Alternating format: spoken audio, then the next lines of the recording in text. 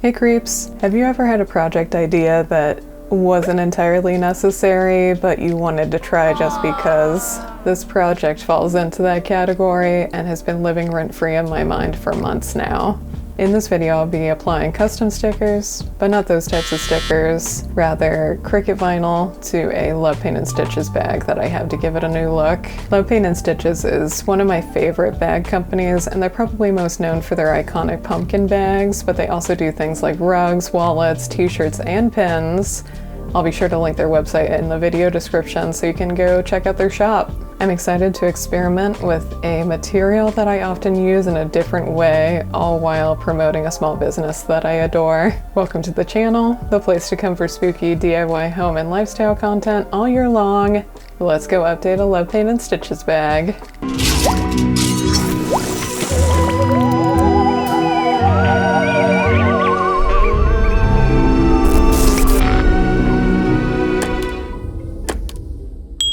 Joanne was having a great sale, so I was able to buy these for buy one, get two free. Here's some before shots of the bag I'm going to be sticking Cricut vinyl to. To begin work on my cutting file, I first took length and height measurements of the front and back of the bag, then placed the photos that I took of both bag sides in my Illustrator project, scaling them to match my measurements taken. One way that I have found to do this is to create a rectangle that matches the length and height measurements. Then I just scale my photos down until the areas of the photos, in this case the bag front and back, to fit just inside the rectangle. Once all my photo prep was complete, I got busy tracing both pumpkin faces, the bag perimeter, and the top stitch lines going down the center and the centers of the eyes. One time-saving tip is to only trace half the face, then with the face half selected, go to Transform Reflect Copy to duplicate and flip the tracing. Move the duplicated half to align with the other one, then join any stroke groupings like the nose and the mouth halves to create one consecutive stroke. I think the top stitching Love Paint and Stitches does on their pumpkin bags really sells the idea of it being a pumpkin with pumpkin ribs. I didn't want to lose this feature by covering it up with the vinyl, so I used these lines as guides for my die cut placement. I knew going into this project that I wanted to go with an Alexander McQueen-esque skull print. To do this, I took the skull vector from my nightstand flip die cut file, then deleted all the florals surrounding the perimeter and finished the skull outline.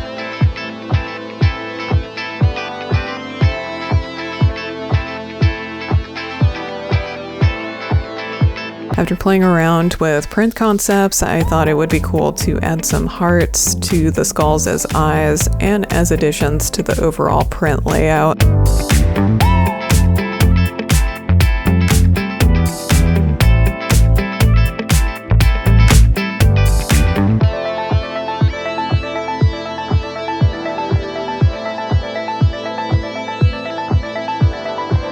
Ultimately, I decided to go with alternating columns of my vector icons, having hearts down the center, which were flanked by skull columns on both sides, which were then flanked by heart columns, and so on. I played around with vertical spacing too. I used a rectangle to get consistent spacing, then adjusted around the nose, eyes, and mouth to what looked the best and made the most sense for the die cut. I filled my vectors with color and used the paintbrush tool paired with the clipping mask function to get the colored shapes inside the face features, just to verify whether I wanted the print to be all over or restricted to certain areas. Although busy, I did decide I wanted my print to be on the whole front and back of the bag.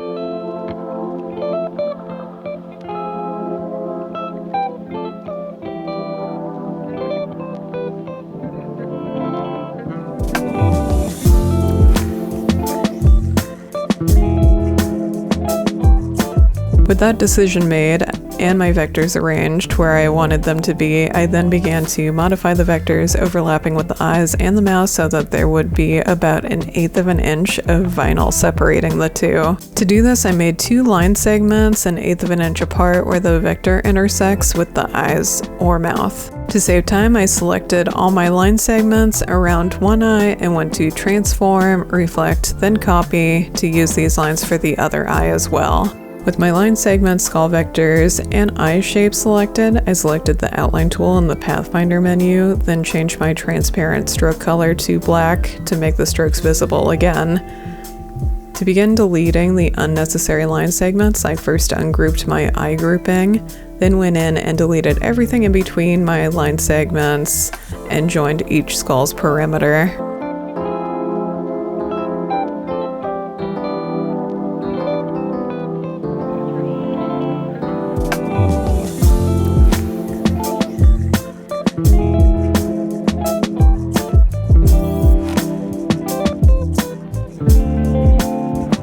After using the Outline Pathfinder tool, I found that my line and eye segments needed to be joined together again.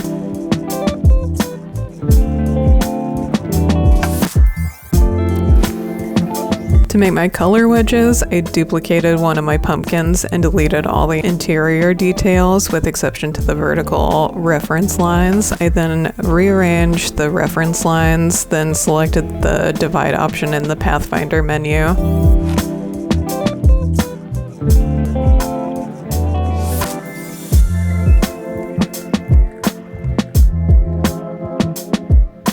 In an effort to cover gaps in between color bands, I added about 1/4 of an inch to the long sides of the orange and blue bands.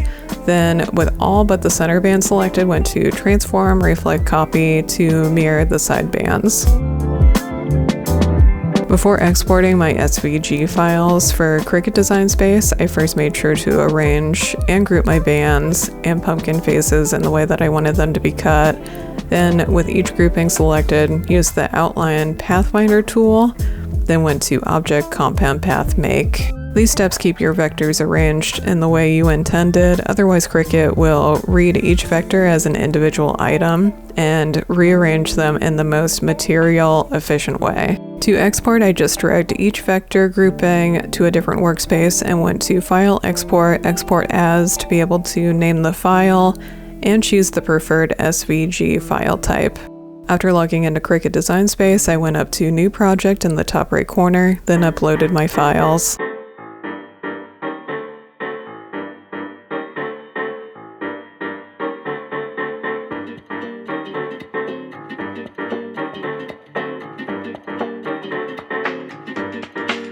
If you have a file come up like this where it's all blacked out, don't worry, simply select white up in the color menu. After opening my pumpkin file, I noticed that some of the lines weren't consistent with how I had drawn them. Sometimes Cricut Design Space needs more anchor points along a line segment to be able to replicate it accurately.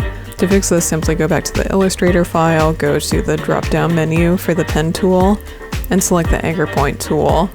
Click the anchor point tool along the line segment that needs help to add more anchor points, then import the updated file into Cricut Design Space. With the updated file opened in my project window, I could then advance to the next steps by going to Make in the top right corner, then acknowledging that this file requires a 24-inch long cutting mat by clicking OK. My material type was not listed, so I went into the Browse All Materials, then scrolled all the way down to Vinyl, and selected the Premium Vinyl True Brushed. I cut my vinyl to the proper length, prepped my mat, and followed the prompts on the machine to start the cutting sequence.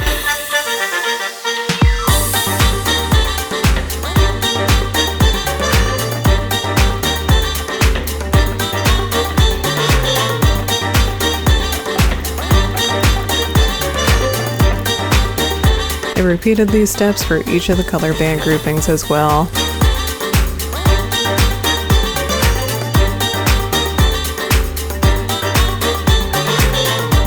I found this fuchsia shimmer vinyl's color super striking and yummy to look at, so of course I had to include some of the video from these steps. Weeding the band cuts was easy, weeding the pumpkin cuts was more time intensive. After spending so much time making sure to leave behind the eyes and nose holes of each skull, I found that because of their size, they probably weren't going to stick very well long term to the bag. I started thinking of alternative ways to include the eyes and nose holes and came up with the idea to instead have 3 layers of vinyl instead of 2. I would do a solid black layer for the back layer and cut the nose and eye holes out of the orange and blue bands that would match up with the skull outlines of the top layer. This would eliminate the eyes and nose holes being fragile, teeny shapes and instead make them holes revealing the black of the back layer. This meant going back to Illustrator and making some file adjustments, then recutting my orange and blue bands as well as the ovals for the back layer.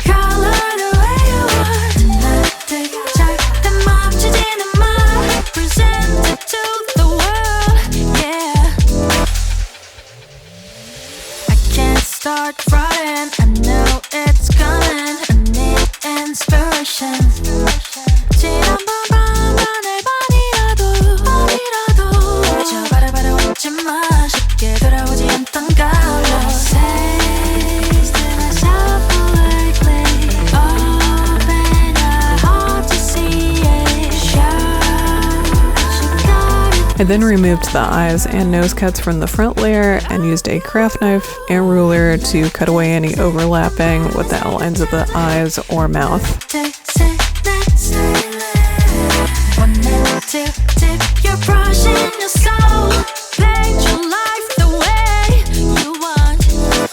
Then it was time to apply my vinyl cuts to the bag. To start, I peeled the paper backing from the back layer and folded it in half height-wise to use the folds as reference to line up with the center top stitching line.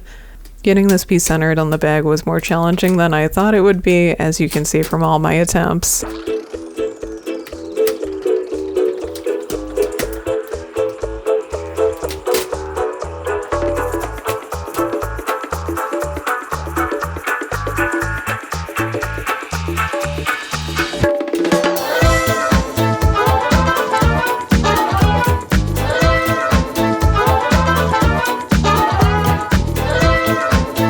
I did eventually get pretty even and then used my scraper tool to flatten it to the purse's surface, eliminating most of the air bubbles.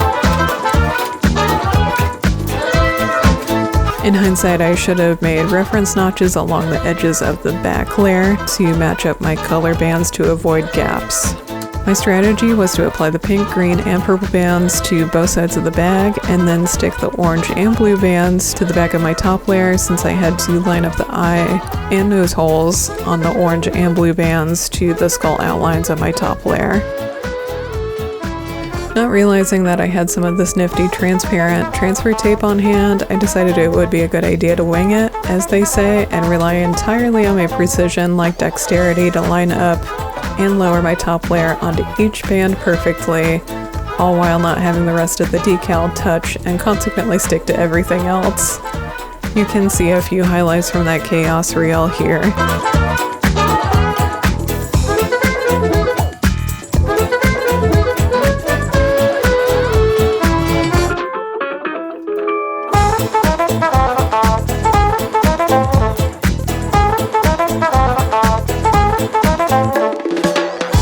Compare that to how easy the same process is with some transfer tape.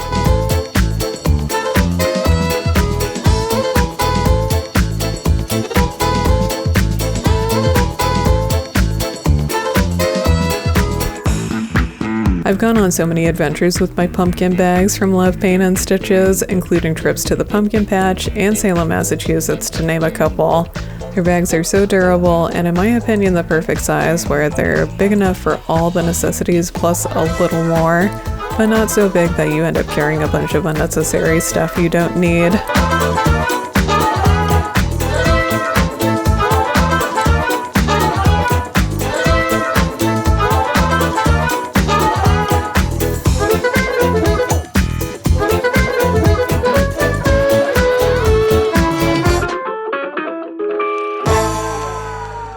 In hindsight, there's definitely some things that I would change about the execution of this project just to improve the end product. I learned that transfer tape works best when removing and then applying a vinyl decal. I also learned that permanent vinyl doesn't stick very well to shimmer vinyl, and that sticky vinyl doesn't stick very well to curved surfaces. Regardless though, I did enjoy using Cricut vinyl in a different way and just showing my appreciation for a small business that continues to release fantastic products for us spooky folks. Once again, be sure to check out their shop link in the video description. My video uploads may be a little more irregular than I initially quoted in my last video.